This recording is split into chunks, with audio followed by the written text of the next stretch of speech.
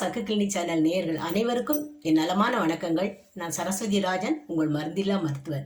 மீண்டும் நீண்ட இடைவேளைக்கு பின் உங்களை சந்திப்பதில் மிக்க மகிழ்ச்சி.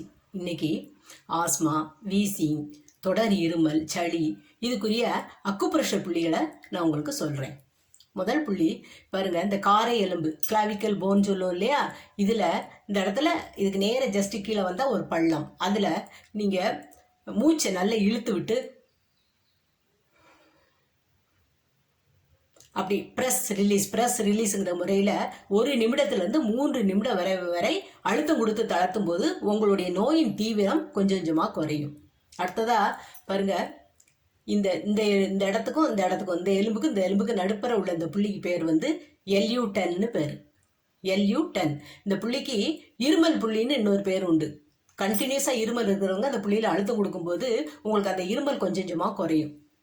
இது LU9ன்னு இன்னொரு புள்ளி, அதுக்கு நேர கீழே மணிக்கட்டில் இந்த இடத்துல அந்த பள்ளத்தில் இருக்குது LU9ங்கிற புள்ளி.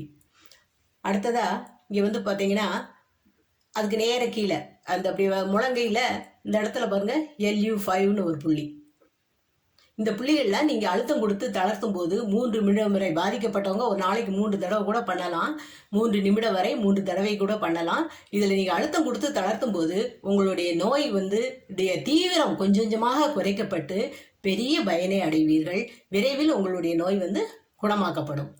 நேயர்களே, தியான பயிற்சி, உடற்பயிற்சி, உணவு பழக்க வழக்கம் இவற்றையெல்லாம் நம்ம வந்து அன்றாட வாழ்வில் பழக்கப்படுத்தி கொண்டோமே ஆனால், அதை நம்ம பழகி கொண்டோமே ஆனால் நாமும் ஆயுள் முழுதும் ஆரோக்கியமாக வாழலாம். வாழ்க வளமுடன். மீண்டும் ஒரு நல்ல தகவலோடு சந்திக்கிறேன். நன்றி, வணக்கம்.